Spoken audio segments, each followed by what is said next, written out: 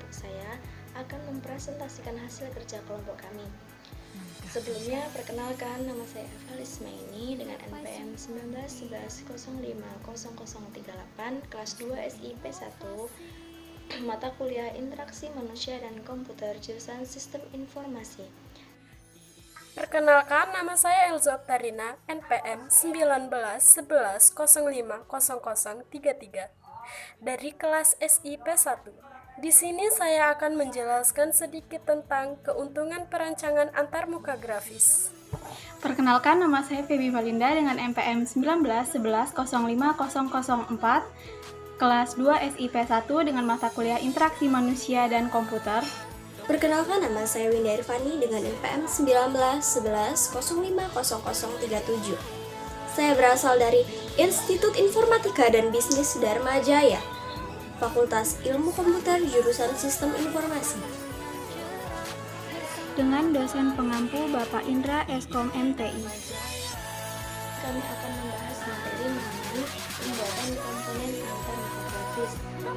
Saya akan menjelaskan materi yang pertama, yaitu tentang definisi dari pembuatan komponen antarmuka grafis. Apa sih definisinya? Yaitu suatu bentuk-bentuk tampilan yang dapat dilihat dan umumnya bersifat tetap yang selalu digunakan pada sebuah program aplikasi komputer. Materi yang kedua yaitu adalah tujuan dari perancangan komponen antarmuka grafis. Tujuan perancangan antarmuka grafis pada dasarnya adalah untuk mendapatkan satu kriteria yang sangat penting dalam pengoperasian sebuah program aplikasi, yakni aspek ramah dengan pengguna atau user friend. Ada beberapa aspek yang mempengaruhi keramahan dan perlu dimiliki dari sebuah antarmuka grafis dengan pengguna, di antaranya yang pertama, yaitu keluasan.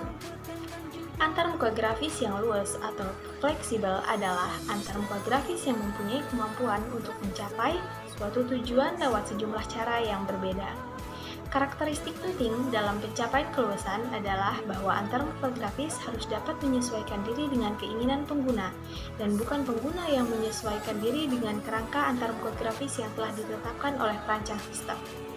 Salah satu ciri dari keluasan adalah adanya kesempatan bagi pengguna untuk melakukan customizing dan memperluas antarmuka sistem untuk memenuhi kebutuhan pribadinya. Yang kedua, yaitu kompleksitas. Antarmuka tidak perlu dibuat atau digunakan lebih dari yang diperlukan, karena tidak ada keuntungan yang diperoleh, maka akan membuat implementasinya menjadi lebih sulit. Yang ketiga, aspek yang ketiga yaitu konsistensi. Konsistensi merupakan atribut yang sangat penting untuk membantu pengguna mengembangkan mentalitas yang diperlukan dalam pengoperasian sebuah sistem komputer dengan antarmuka grafis. Antarmuka grafis yang konsisten mendorong pengembangan mentalitas dengan cara memberikan semacam petunjuk kepada pengguna untuk mengeksplorasi pengetahuan yang dimiliki saat itu untuk memahami perintah-perintah baru lengkap dengan pilihan yang ada.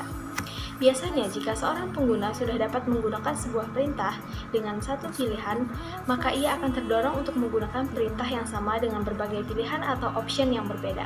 Maka dari itu, konsistensi harus diterapkan kepada semua aspek perancangan antarmuka pengguna. Keempat, yaitu observabilitas.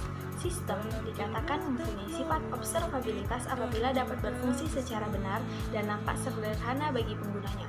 Meskipun sesungguhnya pengolahan internalnya sangat rumit, hal ini sering sukar diperoleh, khususnya jika model sederhana dari aktivitas internal yang rumit perlu disajikan kepada pengguna. Kesukaran akan muncul ketika pengguna mencoba melompati batas model sistem, misalnya karena ada kesalahan dan sistemnya tidak mampu memberikan respon yang dapat dipahami pengguna. Sebuah perancang antarmuka grafis harus memikirkan observabilitas ke dalam program yang akan dibuat agar sebuah sistem itu benar-benar dapat mudah digunakan oleh pengguna walaupun program tersebut rumit. Kelima, yaitu aspek umpan balik.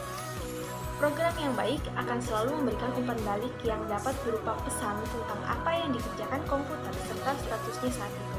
Untuk mencapai program yang baik, diperlukan antarmuka yang baik untuk memberikan pesan tentang apa yang dikerjakan komputer agar mudah dimengerti oleh penggunanya. Contoh umpan balik yang seringkali diperlukan, misalnya, Jika pengguna harus memilih suatu pilihan dari sejumlah pilihan yang ada, maka program harus memberitahu pengguna cara yang dapat dipakai untuk memilih satu pilihan. Dan jika terjadi suatu kesalahan komputasi, program akan menampilkan suatu pesan salah atau error message yang sesuai. Yang terakhir, yang keenam, yaitu kontrolabilitas. Kontrolabilitas yaitu sistem selalu berada di bawah kontrol pengguna. Agar tujuan ini tercapai, antarmuka harus mempunyai sarana yang memungkinkan pengguna untuk menentukan: yang pertama, di mana sebelumnya ia berada; yang kedua, di mana sekarang ia berada; yang ketiga, kemana dia dapat pergi; dan yang keempat, apakah pengerjaan yang sudah dilakukan dapat dibatalkan. Saya akan menjelaskan sedikit tentang keuntungan perancangan antarmuka grafis. Yang pertama, antarmuka yang dihasilkan menjadi lebih baik, yaitu hasil rancangan sementara dapat dibuat dan diimplementasikan bahkan sebelum aplikasinya ditulis. Perubahan yang diinginkan pengguna dapat segera dilakukan karena antarmukanya mudah dimodifikasi. Sebuah aplikasi dapat mempunyai lebih dari sebuah antarmuka. Sejumlah aplikasi yang berbeda dapat mempunyai antarmuka yang konsisten karena mereka dapat dibangun dengan menggunakan peranti bantu yang sama. Memberikan wajah yang unik dari sebuah program aplikasi dan sentuhan khusus kepada semua program aplikasi. Memungkinkan sejumlah ahli bekerja sama untuk memberikan kontribusinya masing-masing. Misalnya ahli grafis, psikolog, ahli kognitif, maupun spesialis human factor. Kedua, program antarmuka menjadi lebih mudah ditulis dan lebih ekonomis untuk dipelihara, yaitu program antarmuka menjadi lebih terstruktur dan lebih modular karena sudah dipisahkan dari aplikasinya. Hal ini memungkinkan pengguna untuk mengubah antarmuka tanpa mempengaruhi aplikasinya dan memungkinkan pemrogram untuk mengubah program aplikasi tanpa mengubah antarmuka. Selanjutnya, program antarmuka lebih resabel karena peranti pembantu menggabungkan bagian-bagian yang sama. Kehandalan antarmuka menjadi lebih tinggi karena program itu dibangkitkan secara otomatis dari arah spesifikasi yang lebih tinggi. Spesifikasi antarmuka menjadi lebih mudah dinyatakan, divalidasi dan dievaluasi, serta dimodifikasi. Selanjutnya, kegayutan peranti disolasi di dalam peranti bantu, sehingga antarmuka lebih mudah diport ke berbagai aplikasi pada lingkungan yang berbeda. Komponen dasar antarmuka grafis. Yang pertama, tombol tekan. Tombol tekan digunakan untuk mengaktifkan suatu aktivitas jika tombol tersebut ditekan menggunakan mouse atau mouse click. Jenis tombol ini dinamakan tombol tekan karena jika kita mengklik tombol tersebut, maka akan terlihat seolah-olah tombol tersebut masuk ke dalam layar monitor. Adalah spin box. Spin box merupakan komponen dasar antarmuka grafis yang digunakan untuk mengatur suatu nilai berubah yang biasanya bersifat numerik. Spin box digunakan untuk menampilkan suatu berubah pada saat itu, dan nilainya akan bertambah jika user mengklik tombol panah ke atas, dan nilainya akan berkurang jika user mengklik tombol panah ke bawah. Pada spin box, user harus menentukan nilai maksimum dan minimum dan dinyatakan dengan jelas agar tombol tidak spinning secara terus-menerus.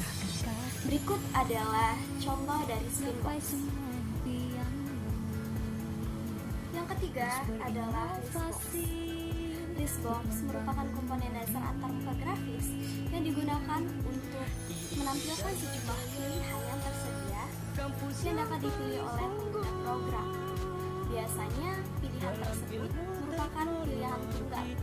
Akan tetapi, pada kondisi tertentu, kita juga dapat membuat pilihan jamak atau multiple choice. Setelah pengguna memilih pilihan A, maka pilihan tersebut disimpan sebagai nilai dari sebuah pengubah. Pada dasarnya, list box hanya menampilkan pilihan yang tersedia. Untuk dilengkapi penggeser atau scroll bar, baik itu scroll bar vertikal maupun scroll bar horizontal. Berikut adalah contoh dari list box. Yang keempat adalah combo box. Combo box memiliki fungsi yang sama dengan list box, yaitu menampilkan sejumlah pilihan yang tersedia yang dapat dipilih bebas oleh pengguna. Perbedaan combo box dengan list box yaitu, jika list box, maka kita hanya dapat memilih pilihan yang tersedia, sedangkan combo box kita dapat memasukkan pilihan jika pilihan kita tidak tersedia pada list yang ada dalam combo box tersebut.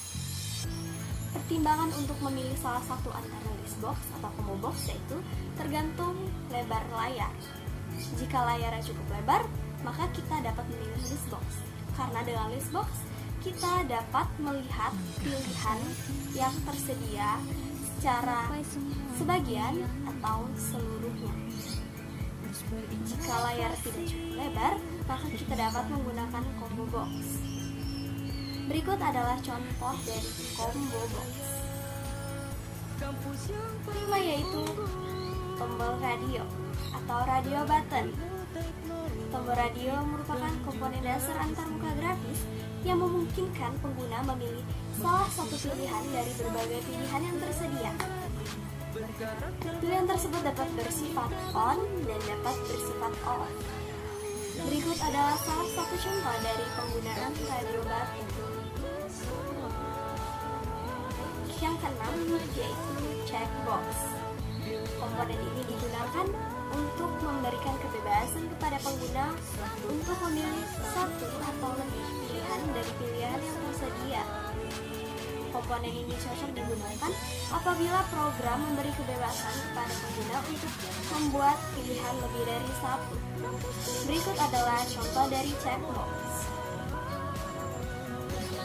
Selanjutnya yang ketujuh, ini merupakan gambar dari text box. Oke.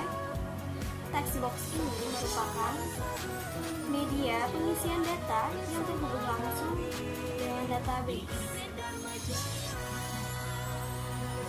Selanjutnya yang ke-8. Yang ke-8 ini, gambar ini merupakan scroll bar atau sliding bar atau bisa disebut juga penggeser. Tombol ini disediakan apabila ada kemungkinan pengguna membuat teks atau gambar yang melebihi batas. Jadi kita dapat melihatnya menggunakan sliding bar.